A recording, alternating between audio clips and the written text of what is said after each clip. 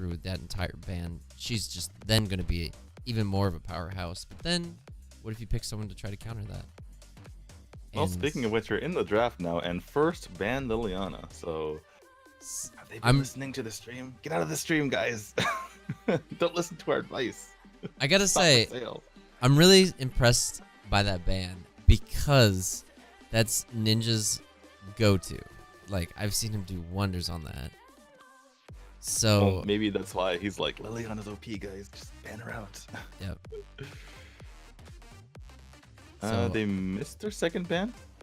They don't care. They don't need any bans. All they need is one ban. Yeah, get rid of Liliana. We're good. Weird flex, but okay.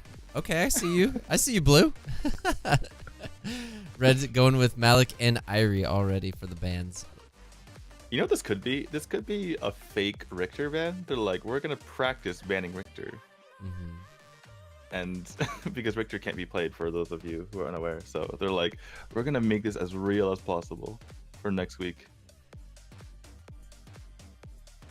veniVidivici, like I said, they I want to see what kind of picks they go with. Ra's actually a big ban also. We've seen that leaves Ignis open. It does. We've seen both teams actually utilize Ra's pretty heavily. I mean, he's an obvious amazing mage, but yeah, Ignis onto veniVidivici. That is bold. And maybe that's why they left a ban open, just to see what they could get away with. But yeah. You know what I want to see now? Now that they've gotten Ignis, this normally doesn't happen because you don't usually get Ignis, but I really want to see a Violet. Because Violet Ignis is deadly. When you have that double poke, it's ridiculous. Yeah. I don't mind them going for the Lindis just because she's overall considered the higher tier hero, and that does prevent the opponent from getting it. And Valheim Lindis is also a ridiculous combination. So I'm okay with Lindis here. But what I'm looking from veniVidivici, they picked the teamy. Not so sure about that, but I think the last two picks should be two beefy side laners. Yeah. So what I saw there, I think Wizard actually may have DC'd.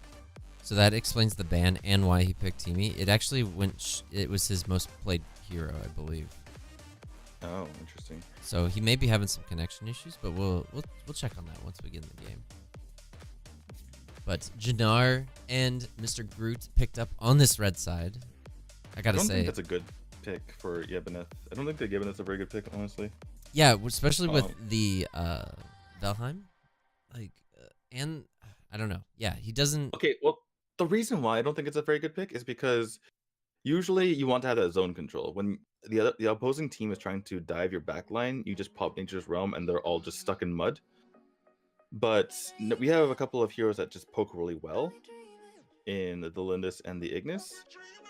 So I think that he's going to be just kind of wailed upon if he ever tries to pop the Nature's Realm. That said, Ignis is actually not very good against the Yebineth. Right, because when you look at someone who can kill Yebineth, you think of like burst heroes, and Ignis is like the Valheim of mages in a way, right? He's just constantly stunning you, constantly just providing harass damage, but he's not going to blow you up per se. He can provide lots of damage over a wide area. That's one of his strengths, and he can also stun lots of people in a wide area. But he won't completely blow someone up like a Natalia, like perhaps. A Kali who can ult onto a single target the entire time if he's standing still, or even like a Liliana who has pretty good burst damage. So the pick is okay in that regard, but I think that the better poke comp is on the side of veniVidivici here. Yeah, I completely agree. Ignis that is such a great comparison to the Valheim, because that's what literally, that's all he does is stun, and that's exactly what Valheim is. So, yeah, amazing comparison. But I want to see him do well. I've seen him do very big things there on Yebineth, and I want to see it work well. But I do agree. I think that veniVidivici definitely has the team to beat. And going with that Superman is pretty bold. And I don't know if they're going to have the tools, this red team, to deal with that. So I think that PrideStark, instead of trying to counter the opposing side, they went for their own particular style, which I suppose I'm okay with. Yeah, it's better than to overreact to the opposing side. And what they're trying to do is they have the combination with Crest and Jinnar. They're going to get in their face, and given that's just going to cause even more havoc on the front line there. And then, while all that's happening, while they're getting just jumped on by Sea Monster and a bunch of balls, there's going to be just rain of fire on them by the Slims and the Valheim. So they do have their own unique setup going for them, because we have a pause. But I think that PrideStark's side has something good going for them. So it just kind of comes down to which side can execute better, because it's really terrifying going against the backline of Ignis and Lindis. Yep. And what I was being told is that Teamy did have a graphical issue during the pick phase. He wasn't able to see, I believe, the heroes. So he was able to get that fixed, and that's what I kind of thought, is that we'd see a pause, and he is back in it, and he is chasing down Valor, trying to make sure that his jungle is able to get through and get those blue buffs. Yeah, that could be an issue when you can't see who you're trying to pick. Yeah, But, hopefully this team works out better for them. The one thing going here for PrideStark is that they do have a very nice matchup in the top lane here with the Valheim and the Superman. Superman's going to have a tough time dealing with that. That is not what you want to see as a Stun Master when you're Superman. Teamy doing a great job keeping the these two heroes near the middle, occupied basically. Yes, is what the word I was looking for, and doing a good job. All right, well, then this is just about to finish farming up her side of the map. Looks like Slims and Linus are both reaching that level 4. That's a really big deal for the Linus, being able to pop roll, getting that Lunar Champion out there. The stun comes out from Ninja. Great disengage though, realizing that 3 might be there. Gonna go over the safe side, the long route, make sure he doesn't get ganked here. 3-man bush party in the center for PrideStark. Coming up on this bottom side is 4v3. Can they get out of there? And we'll find out after these messages. All right. Oh, that was a quick commercial. Let's go back. It's like the 80s commercials when they only had one. Yep. All right. Looks like VVV realized what's going on. They get out of there. So this dragon is going to be pretty well contested. Ooh, Lindis actually taking a spear, but they don't initiate onto it. Ignis coming down, throwing out some stuns, and now the dragon is being fully contested at this point. And you can see that Jinnar taking a lot of damage, and he is taken out. Oh. And Ebeneth is only level 2, and he's just not as tanky as he needs. Ignis comes in, throws out the stun, finish him off. The dragon is under half-life, and it looks like they want to keep that contested. Slims and Crest are back up. Valheim is not in a great position. Does get initiated onto by Superman, and is quickly taken out. So, wow. Gotta say that was ill-advised by the Valheim. You can see it was actually a little bit dangerous for VVV. He looked like he was going to steal it out, because VVV is getting somewhat greedy trying to hunt those kills, but he didn't get it. And yeah, that's a Superman on your back. You are not getting away from that one. And he goes down. That's a massive lead for VVV now. They have over 1,000 gold lead, and it is climbing. What do you think of the Valheim rotating down to middle? I think that was a great thing, but as soon as the team died, I think he should have just got out of there. I think he needed to cut his losses. Trying to stay, I don't think he really was going to be able to finish anyone off or anything, and I think that's what he ended up doing, is paying that price with his life there. I can see what he's trying to do, because he was winning the lane up top, and so he says, I want to get something out of this. I don't want to just stand here and just, get nothing out of the fact that I'm winning this, so I might as well just rotate to my team and help out. And he's like, this feels so bad. I'm winning this lane, and yet it's not coming into anything. And then it just ended up being worse because he died. Yeah, actually dying in this game is just such a massive swing as far as money. In almost every MOBA, it's that. And just staying alive is so much better in almost every scenario. But, man, I would have liked to see him just cut his losses and get out of there. Jinnar actually getting initiated, using his ult and getting out of that situation. We have another pause.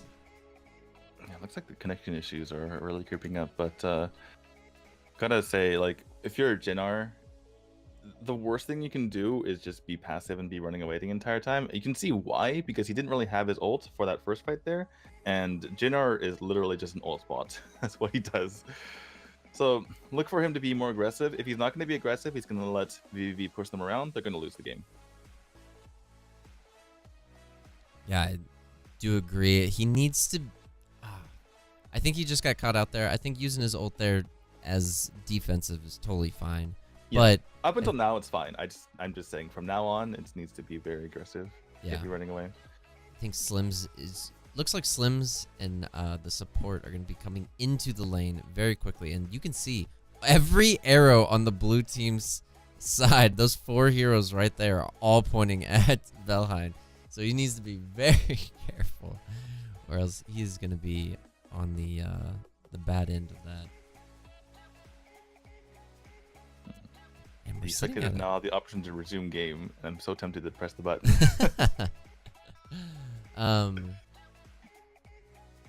Wizards was DC'd for a moment. Okay, so we're fine now, is what they said. Want to press the Connections button. issues, yes, but it's go so cry face.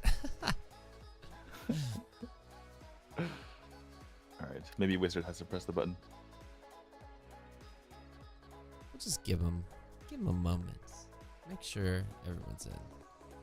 veniVidivici does have this option on their screen, so any of them could push this button. So, but the red team did pause the match, so. Yeah, would you feel bad pressing the button at that point? What is the internet service provider that we can get mad at in Mexico? What's the standard one in the US? I haven't been there for a while, so is it just Verizon or AT&T? That would be like cell phone service, yeah. Verizon, right, well, the same thing. Sprint, yeah. Yeah. Mm-hmm. So, I'm not sure what it is. Either Wi-Fi or. I'm kind of curious what it is. It was just there, like. In Japan, it's like SoftBank. It's like SoftBank.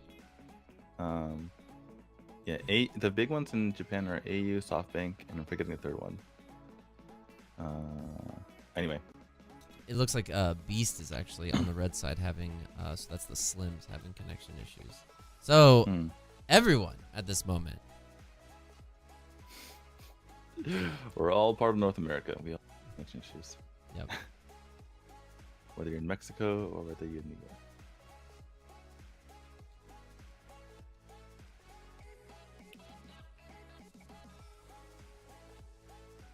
So that's one thing to talk about, right? Because, we're starting again, but I'll continue on this point, is that sometimes you look at a comp and like one comp looks like it's better than the other, or at least could be viable. But then at the same time, you have to realize how important the early game is. And veniVidivici and certainly had the better early game, and that's allowed them to kind of snowball this game before PrideStark had anything to say about it. So perhaps PrideStark should have maybe let that first Abyssal go and, made sure that they weren't too far behind going into this mid game where they could get the combo set up. And as I say all that, they not only lost 1, but they're likely going to lose 2 in the top lane, and the Valor does go down. I gotta say, that pivot, what they did is they looked like they left the lane, they all ran down the river, they came back into the bush, hung out there, and then were able to really fake out Valor up on top to think that they were gone. Ooh, and look at this, Valheim is going to be able to pick up a kill. Nice. Good for him. Fearless stayed a little bit too long. Yep. And that said, though, they're probably still going to get this tower because most of PrideStark was in the bottom lane, taking out the Abyssal Dragon. Wizard pops by just to make sure that everyone's fine. He does have his ult nearly back up, so that would have been something in case they got stuck under the tower. They take down that tower, and in response, PrideStark takes out the bottom jungle of veniVidivici. That's really all they could do at this moment. I say that, they take out McFly, so PrideStark trying to make things happen. Trying to get back into this game. A little bit of sun onto Raw here. Gets pushed back by the Superman. In comes the Nature's Realm. Looks like Valor is in a bit of trouble as well, but he's going to go ahead and Redwood Rush right on out of there. At the end of the day, it's kind of been an even trade, which means that he's still up about 3,000 gold. Wow, they're getting really aggressive. There's no minions here. They have no worries because they have the Resurrection that being a bro. Yeah, Oh my god, Road gets a... Sorry about that. Root gets a nice stun onto him.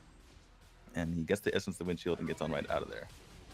Yeah, with this teammate, that's the second time that this has happened where they've completely dived using that ult to all its potential and have gotten away with just murder in the lanes. A great Crash shield coming in, but Arduin did land a great stun. And Crash going full in onto this Lindis might be able to pick up this kill, but good guy Ignis tried to help, but then Ruby comes in with the dunk. And it's gonna just Squidward out of there. That was rude. A little bit underestimating the damage coming out potentially from Crush there. Crush is the side laner. He's not the support in this setup here for PrideStark. So he has the damage in coming, particularly from that Mantler Raw. Stayed there a little bit too long and got the dunk. I gotta say, the red team now going for the dragon. This is... And blue just not having eyes. This is unlike VVV. Normally they're so objective based, but they decided to focus on that mid area. They did get the mid tower down, which which they had already. So they really didn't gain much other than just to push the lane, but they had no one near that objective, and red takes full advantage of it. That said, getting that mid lane, that mid tower will help them rotate around the opponent's side of the map, so it will help them be aggressive from now on. In comes the Nature's Realm. Looks like the Being a Bro has to be popped for himself. That's not what you want to have happen as the teammate, and he's probably looks like he's getting extremely low, but that's not neither here nor there, as he goes and actually flickers with any health, and down goes both Slims and the Jinnar. What a play here from VVV, flipping the switch. They certainly are continuing to stay aggressive. They were just within a 1K. Oh, and here comes Crashed again, going straight for that Lindis, and he is not giving up and slowly starting to back out. But here comes Valheim. He was able to throw out some support shurikens, but just not enough. Oh, Superman's going to push Crashed, and now Crashed is in a bit of a bind, but is able to leap away and get out. I love how the way Crashed is playing. He's playing so aggressive. And this VVV team is just, I think after seeing Lindis die, really started to understand how much damage she has and quickly backed up out of that situation. I really feel like, as much damage as Lindis does, I feel like he needs to just ult the entire team and set that wombo combo with the Jinnar rather than sneaking over to the backside, you know? Because if he can't really kill Lindis by himself. Lindis can just run away. Yeah, if you kind of cancel each other out in that fashion, that's good. But Lindis will eventually come back in the fight because that's what she does. She just flits in and out. So I would like him to just, you know, full frontal, go in there with the ult, go in the metamorphosis, and allow your Jinnar to get in there with the damage, and allow Jinnar to be the one to get the back line, and have your own guys put the damage. But as I say that, there it is. There's the metamorphosis. There's the combo. Down goes Teamy. He comes right back up, but that means he doesn't have Being a Bro for his team. In the thick of it are both sides, and Fearless does take out Raw in the end. After that falls off, they take out Ruby here on the backside as well. So Superman say, I made the analogy of yesterday of Jinnar going from Superman to Clark Kent, and Superman says, I'm the real Superman, thank you very much, and takes him out. An important play that was there was the heal got popped by Ebeneth and was able to save Jinnar just long enough for him to actually get out, but then Superman came in and just rejected that and was able to pick him off. So he was actually out of there, even though he looked like he was going to die. Yeah, great Superman play coming in here. If you don't have that way to shut him down, obviously Valheim is a great way to do that. But in this particular situation, you can get onto the backside. Rude taking a ton of damage from Raw here. He will be able to get away, but I don't believe that this Enraged Abyssal Dragon will be able to be taken by either side at the moment here. Oh, maybe by PrideStark if he has to full retreat. But no, Rude's just going to go right back onto it. Going to try to solo this right now. Will PrideStark realize? In comes Zune on the Valheim. And just gets scared away by all that damage. Rude does have that might buff. He takes him out. Oh my goodness, but here comes in Raw. Will defeat him. There is the Being a Bro to keep Rude alive. Wizard is going to go down in the end though. Rude picks up one more hero.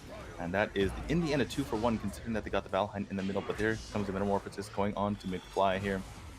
Back comes Rude after he heal on the minions. Ruby's taking a ton of damage here, likely going to die, and he does indeed fall here, which means I was actually expecting Rude's going to go right back over the Abyssal, but I guess that's okay. Here we go. He's going to go back for it. So an important play that happened is Rune went into the lane and started hitting the minions to get enough life to go back in and try to fight the rest of the fight with his team. And he did just such a great job. The entire time I was just like, you gotta be kidding me, hit him! But the red team just couldn't get to him because of all of the slows and stuns. Yeah, that's just how good a Lindis can be in the situation, and why I just think that the Slims pick was a bit ill-advised, because you're just not going to keep up with Lindis. You're not going to have the same impact in these fights. You need a way to Keter in the backline or play your own game, which would be something like a Fennec, where you just go for objectives the entire time. But, you know, having a hard time getting on her, and that's why I feel like you need to just let her be. You know, the more you try to fight her, the more she's going to kill you. So probably go for that super big team fight. As I say, that Rod does go down to the Arduin. Probably a combined effort there. Ninja actually taken out on the backside. Valor going to be chased down here by a Rube. That Abyssal buff coming in strong as they try to. Such a bad position. Superman coming in, helping out Arduin, and finishes him off with no issue. He was really trying to get to his tower and scare off Arduin, but Arduin did not back down, and the blue team had the backup. And since the red team, most of them were down, Valheim ended up dying right there. Yeah, Arduin is actually extremely tanky. I don't know, people don't play him a whole lot, but he is up there with the Malix of the world as being a big, beefy frontliner. And if you don't have the damage, you're not going to take him out. I love this constant pressure from the VVV, making sure that they get every ounce that they can, and hopefully you can see them kind of fishing for one of those red members to overextend just enough for them to take advantage of it. They're going through, picking up these blue buffs, and the next, look at this. You can see them trying to just keep constant pressure on every single lane. And the presence of mind to know where the lanes are, I mean, that just comes from just pure playing. Well, the one thing going for, as I say that, they can massively wreck the Holy Embers goes onto them. Here comes the Metamorph out from Ruby, but there's no follow-up because the Revenant's already extremely low. Income, whoa! Fearless is certainly fearless. Goes 1v5 and comes out ahead with that kill. Gets on out of there. Wizard Pops being a bro so he can stay alive and continue on the chase for this Valheim. Gets the kill. Gets the chain lines right back into to get one more kill here. Rude flitting in and out of this fight. They're going to head and take this bottom tower, as well as 2 high ground towers to their name. With 3 members down, they could finish the game right now. Let's see if they're able to do so. Lots of damage coming in on the tower, and that's going to be it. VVV takes game number 1.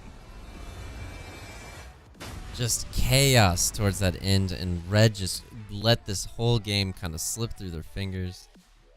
And wow, what a card chase that was, and it ended up in such a destruction for that red team. They just definitely had the potential, but it definitely just slipped through their fingers. And let's take a look at the damage. 34%. We talked about how games can be decided in the draft, and I feel like this was definitely one of them. Giving a team both Ignis and Lindis, yikes. I just don't feel like that was the greatest idea. Who was the first 2 picks on the side of PrideStark again? It was like Valheim Crushed, I believe. I think you're right. I think you are. Yeah, and solid as those picks are, you need to deny your opponent. Well, the thing is, I feel like just the Ignis pick. I know that Lindis just went off and did a roughly 8 bajillion damage, but it was the Ignis that allowed that to happen, right? Because you could never get to her, and he set up those early game plays to allow them to snowball. And the reason why I say that is because you let the Ignis out first, And then say you pick the Lindis, they can pick Violet. And Violet Ignis is just as terrifying a combination. So letting the Ignis through by in and of itself lost in the game, I feel like, for PrideStark. Yeah. It's gonna be cool to see what they switch up going into this next game. I'm sure Lindis is gonna be a ban. We've seen just from yesterday to today, we've seen Lindis just devastate games, and I'm really surprised that she's getting through so much. Right, but you know what? I honestly, I'm a little bit more surprised that the Ignis got through. I think that's what enabled the Lindis in the way. I do agree with you that Lindis is just ridiculous sometimes. So, you know, the answer is you ban them both. But I feel like if they were to pick one, you can kind of deal with the Lindis. And I think the best way to do that would be just, well, I was going to say there's a few things you can do about the Lindis. They're not great because Lindis is always going to be an amazing jungler.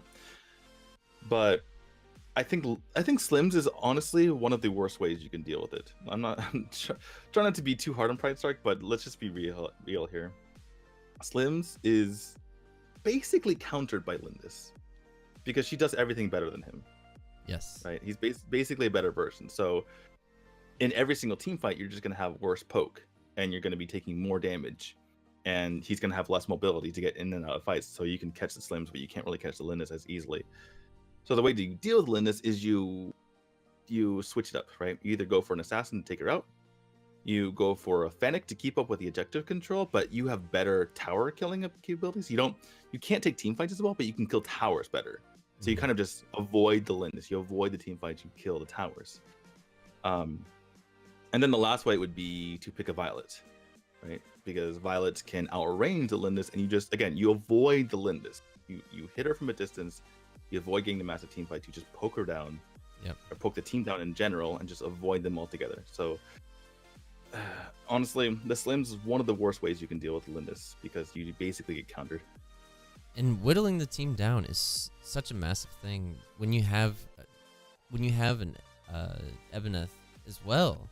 I mean, he has that potential to really disengage kind of fights or make sure that certain things don't go according to plan for the enemy team, and you can really use that to your advantage to get away or maybe put some distance in between you and the enemy team. And I think you're right. I think a Violet would have been really well played there. We're waiting for you to get in the game. I sent you the. Oh, sorry about that. I was just too busy in my thoughts. No, great thoughts for sure. Just wanted to make sure that we get the next game rolling. Didn't want to interrupt because you were making such good points. The thing is, you knew that they made a mistake in the draft when they were trying to have Crest dive the backline, because that is not what you want to have happen. You know that you made a mistake when you're forcing the Crest to dive onto a Lindis. And that really leaves Slims open. So Kresh should be, I mean, yeah, if you're doing the initiating, you can have Kresh use him as maybe kind of a deterrent for the Slims, for the enemy team. Or you could use him to initiate. And they really couldn't do anything to protect the Slims. And, I mean, I just think that you're right. He was set up for failure from the beginning. Yeah, I think it was just too kind of schizophrenic, right? It's like pick one or the other, right? You can have one backline character to support a dive comp because it's like the pseudo protection, right? Everyone's attacking, so no one's paying attention to the backline. But if you have two members in Valheim and Slims, then neither is going to be as strong. You don't have the better poke because Lindis Ignis is too strong. You don't have the better dive, or your dive, I should say, is not going to be effective enough because you only have the Kresh Jinnar, and they have a thick enough front line to deal with it. So you either go full poke, you go to like a Kali, for instance, you go to Kali and then like a Violet and just out poke them, which that comp can poke them, or you go full dive and you make sure you have a jungler and you get on the Lindis. It needs to be one or the other, and it was too much. We mentioned this yesterday. It's just half and half. It's not going to work. Absolutely. We got game number 2 underway. So VVV did take game 1. So Pride will need to win this in order to go to a game 3. we're already seeing VVV ban out all of the characters that they played last game. And on top of that, ban Liliana again. So you gotta. I wonder what VVV is doing at this point. Maybe just to ban out the heroes, just because they don't want the blue to play them and they want to play something new. But I do want to see the blue team pick around this first pick. But I don't know. We'll see what ends up happening. I think it's smart from VVV realizing how strong those two heroes are and just getting rid of them. It's honestly, it's a confident ban, right? Because you're saying as long as things are even, we will win. And they get rid of the heroes that could derail a particular game. And looks like PrideStark, maybe they're listening to the stream, I don't know, but they are going to be picking up Violet here, who is extremely strong. I think Violet is honestly a little bit underrated in the meta at the moment, because she still can output tons of damage. The only problem with her is there's a little bit of awkwardness at the end of the game when either Scorching Wind or Mr. Stabby isn't very efficient, so you need to get rid of it for a different item. That makes it so you can't take the epic monsters as easily. But that awkwardness aside, she chunks throughout the game. Yep. And a Chugnar. Okay, so looking at this, Chugnar is not a bad pick.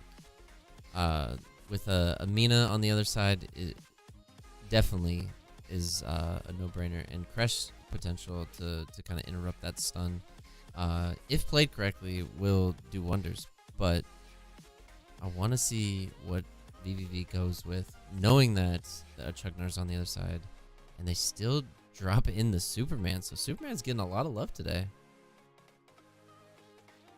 Yeah, this is interesting from VVV because I feel like they have 4 initiation heroes. Right, and what they're doing is they're overloading the Chognar. You can only press Chaos Protection once. You can only press your ult once. So, and it's a 1 second immunity release on your team. It's 4 seconds for you, but 1 second for your team. So they say we'll have more stunts, we'll have more pulls, we'll have more knockback, we'll have more knock-ins, and you can only stop one of them. So which is it going to be? And it doesn't matter which it is because you're going to follow up with a different one. I think that's what VVV is saying. So this really comes down to Evaneth having to really make sure that Violet can succeed in this game, which I think that he can do it. I just don't think he can do it as well as a lot of the other heroes. And again, strong hero, but I don't know how this is going to set up Beast to succeed into the mid to late game.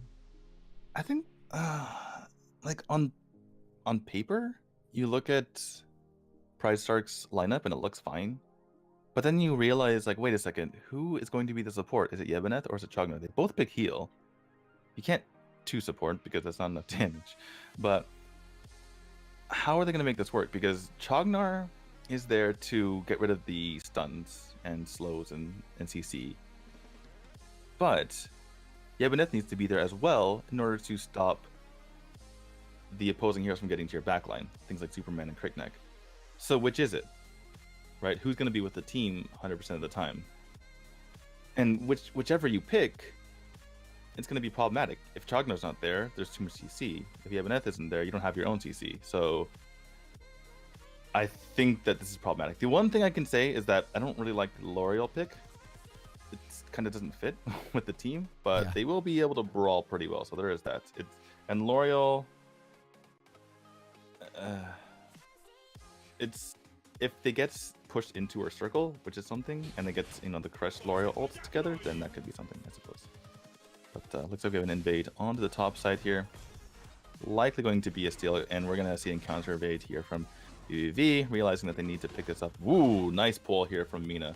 Zune is trying to get that leashed away in order to... Oh, wow, great water rush. Is he going to be able to get this? Oh, wow, yes. Great play from Zune. That was excellent from him. So he pulled it away, forced the Death Scythe from Wizard, and then he got in there and was able to get 2 branching outs out, or his 2 of his first skills out, in order to get the Redwood Rush and push away the buff. That was perfectly played by him. And now PrideStark is ahead in the jungle game. I would have liked to see maybe the blue actually come down and try to engage on that, or at least maybe scare off red.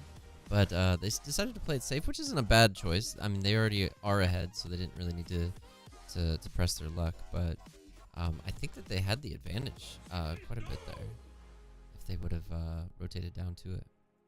Yeah, it was tough for them. I can see why they decided to play a little bit safe here. One thing is that Violet takes a lot longer normally to get to the jungle than Crickneck. In this case, she's actually way ahead. So that is something for their side, and they can start using that to put pressure. Look at this rotation down the bottom onto Kresh, and Kresh is very much out of position. Oh, but he's able to leap away. Zune just wasn't able to get the clap just a little sooner. If only Valor had some sort of CC, some sort of ability that stopped him and made it so they could get a kill. If only we talked about that before this match.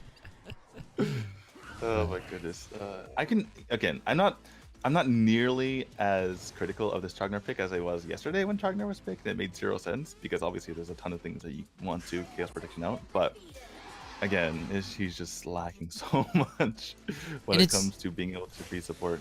Yeah, and it's definitely because he's on this team. Oh, Violet actually getting hooked right there by the Mina. So Mina doing an excellent job. And you can see that the red team now following up and making sure that they get this red buff and has their presence known in this jungle. And another great push away. And he is able to pick up Mina off of that. And Roz is just in the middle of that, still trying to do some work. But it looks like this is going to be a disengage at this point. So Zune, making the best out of a bad situation, was able to pick up Mina. And the jungle creep! Zune is certainly keeping PrideStark in this game. Without him, it would be certainly a problem. veniVidivici, again, unless Zune was involved, they've won every single sort of confrontation / situation, right? They took the Abyssal earlier. They were able to chunk their opposing team down. They're able to get every advantage, except when Zune's there and he's able to make the plays happen.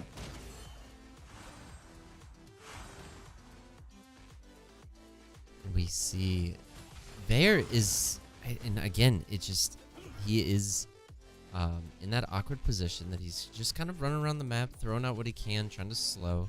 But he's, again, just not at that, like, if we had some kind of stun or something along those lines. And Chugnar in any other situation would be a perfect pick. But I think in just this team fight, we are, I mean, just blatant. It's so blatant to see that it's just kind of a sore thumb kind of sticking out in front of everybody. Yeah, you know what? Hindsight is obviously 2020. Oh, Ruby gets Dark Dominion, gets jumped on, and gets pushed. This is just sad. With all of the escape tools that Zephys had, he was just stuck there for forever. Tried to get a counter engage on the bottom side, but that's why you pick a Crush. You can push the entire team back and become a crazy fire extinguisher monster. Firefighter with an axe, something like that. So Dragon is up, Blue trying to take advantage of this, and you can see that Evaneth is actually staying in lane, but he needs to come and help. He was doing a great job trying to play possum, not to show that they were actually going for it. Now Kresh is there. Yeah, Evaneth, and the Dragon is so low, he needs to be careful. And I believe that the red team actually picked it up. What? Oh my, that is a disaster. That is an absolute disaster, because over on the top side, we had the Crickneck and Superman getting the tower. That they lost on all fronts there. That was only supposed to be a distraction. veniVidivici was trying to distract them for as long as possible so that they could get the tower up top. And instead, they get the kill. They get the Abyssal Dragon. They get the kill up top on top of the tower. That was so ridiculous. And now Ruby's going to die once more to the three-man gang squad. There's no way you're ever going to get away from Superman, Mina, and Crickneck. And unfortunately for Ruby, he's found it out a few times in a row. Yeah, so Ruby is just, man, is he having just a very bad game at this point. He's Zephys, Crash actually throwing out his ult, but really missing everything. He must have thought that there was someone in that bush coming up with nothing. But to get back to my point, yeah, Zephys has been 3-on-1 up on top this entire time and just really keeps overextending and needs to play a little bit back. Yeah, the funny thing about Crash's ult is that the more you're ahead, okay, hold that thought, Zune, with a big Nature's Realm actually goes in, nearly gets Rude, but with all the CC on their side, they're able to get him on out of their Ninja. Still trying to fight here. In the end, oh, he actually does get Rude. How did he get Rude? He ran into the tower, I think. Oh, whoops. He was so far away. I wasn't even looking at the Rude anymore. I'm like, oh, he barely got him. Oh, I guess he did. I'll go back to the replay and confirm, but yes, I think that's exactly what happened. That's embarrassing. We won't talk about that anymore. Take. Oh, yep. He used his Death from Above and tried to kill the Seeds minion that was near the tower and was just in range of the tower and ends up dying. Oops. L'Oreal does go in onto Chugnar and was able to pick that kill up just by diving just a little bit. Comes up ahead. So right now, gold lead 4K is what it's looking like. Red team is just running away with this. Yeah, and like I was mentioning before, when you're ahead as Crushed, it means you can just throw out your ult with impunity because you're going to be able to get those auto attacks off on the minions again. When you're behind, sometimes you can get locked out of getting your auto attacks out and getting those shields, and it can be tough to get your ult back up. But when you're ahead, you just throw out your ult. You're like, oh, this feels like something. Let's just throw it out just in case. I'll be back up with my ult in a second. Yeah, looking at the gold charts, it has been nothing but red team this entire time. 0 objectives for this blue. They really need some kind of objective or team fight within the next couple minutes and to really put them back into this. And the funny thing is, Fearless has just been amazing on the Superman, and it goes back to the draft. Like, what do you ban here as PrideStark? You have to ban out the entire freaking roster because they're just getting completely demolished on everything they pick. Ruby's getting chunked down here by the Quick Neck. Big Dark to minion, but there is the Chaos Protection for them. Raw trying to go in as well, but Rude does have that Essence of the Windshield. Ninja trying to pop in. Unfortunately, that is the weakness of L'Oreal. Needs to have that ult popped off in order to do anything, but they still get the kill on Ruby in the end. Quick Neck jumping in there and finishing the job. Wow. Quick Neck did die. He had Zephys' numbers from the beginning of that fight and chased him down and made sure that he was going to die. And now we have an initiation by Crash throwing out his ult. The mid is very low. Here comes Superman with the big commit, and he's able to just walk out of there with no issues. You gotta be kidding me. How did he not die?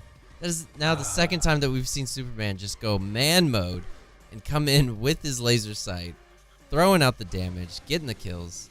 And we have an initiation again onto these heroes into mid, and it is just a complete scramble for this blue team. They don't know what's going on. They're not able to get on their feet before the red is just knocking one of their players back down. Yeah, Superman able to get out of there because Violet unfortunately missed with the concussion rounds. But I gotta say, I hate to harp on this. Actually, I do. I love to harp on this. I take it back. I take it all back. This is my favorite thing. Ninja keeps popping his ult, unable to get any value of it at any single time because the other team is running away. It just feels very lonely for Ninja, trying to get that damage in. He cannot. Look at this. The blue team now trying to go in for an objective. Ebeneth is very out of position, and you can see Raj just gets 2-shot by... And now Ebeneth is just completely by himself and has nothing going on for him. His entire team abandoned him, and Zephys, just up on top, is so wounded in this fight. They really cut him so deep early on that he's so scared. You can see that he's just behind the towers, just making sure where this team's rotating so that he can go back to front. I will not die anymore.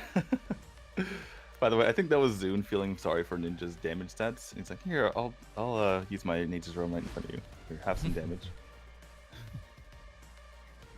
So yeah, this is just dominant from veniVidivici. Up nearly 10,000 gold. They already have the Abyssal buff. And they're going to be pushing down on these towers right soon. In the middle here. A little bit of trouble. Raw tries to go in, but it just tickles. When you're down 10,000 gold, when you're down several levels, even just your natural level defensive stats are going to make it difficult for you to get that damage in. And Ruby goes down once more. He tried to hide behind the tower. Didn't matter. Yeah, that Crickneck just has that mobility to get in there. And that's saying something, that he can chase down a Zephys with that mobility, and was able to get to him so far behind the tower that he couldn't even react fast enough. And speaking of reacting, they're on top of this tower. Rude has no fear because of that Dark Blessing buff. Oh, he finally goes down in the end, but his aggression allowed the team to pick up 2 to 3 more kills. I'm not sure how many that was in the end for them, but yeah, they have full control. Zune trying to make it all happen. He's getting some crazy Redwood rushes on, trying to, you know, do his best in this team fight. Ninja has to go ahead and flicker on Adler, but he goes down in the end. Ruby. I'm so sorry, Ruby. Oh, so Ruby actually went in, tried to jump in with his ult. Would have landed it on 3 people, but hits the wall and lands short. And ends up missing the ult, missing the stun, and just being in the middle of 3 heroes. I'm not sure what PvV is trying to do right now, though. I think they should have just rotated. If they rotated top, that top tower would have been dead already. There was no way they're going to finish the game because multiple members were coming back up. As it stands, McFly is just going to take on 3, or at least 2 here. No, not a care in the world. But yeah, that top tower could have been dead. A slight judgment error here from veniVidivici. I think the Abyssal Curse is going to be falling off in just a moment, so they can go ahead and easily take the Dark Slayer.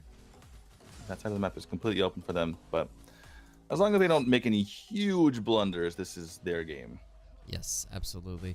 So a thing that a lot of teams end up doing, and it looks like we're actually going to have an initiation. Look at that, Chugnar getting just destroyed there. And oh, wow! Oh, Ruby coming in with the execute, was able to land his ult finally, and was able to finish off that Crickneck. And just as this is going on, Mina goes down on bottom, helps Superman try to take out that tower, and now she's being the focus of this blue team. So, and look at Zephys, directly ran straight top and was able to push out that lane. And you can see the full red team going to try to take out that Zephys. Zephys actually stops his recall. He is in very much of an issue, and he just wants to initiate. They really want to take this on now that the Crickneck is still down for another 8 seconds. And look at this. You could see that they're thinking about trying to initiate, but they are still down 10k gold. They really need to be careful. Okay, well, I was about to say they don't really have the damage to kill Zephys. That, as I said, that Superman jumps in and chunks him in half. But this is honestly, I still give PrideStark less than a 1% chance to win this, but they have a chance if they can somehow claw their way back and force some mistakes from veniVidivici, like, you know, like baiting Rude into attacking Chugnar again. Then maybe they can make something happen, because Rude is extremely squishy right now. You saw Zephys just take him out just by himself, even though he's way down in gold, because Rude has 0 defensive items. Just trying to go for that blow up. And he's really a huge source of their damage. Same thing with L'Oreal. Look at L'Oreal's build.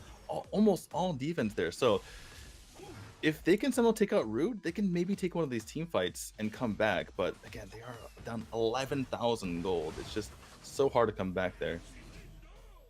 So the thing I was saying earlier is that the thing that most... Oh, it looks like we're about to have an engagement.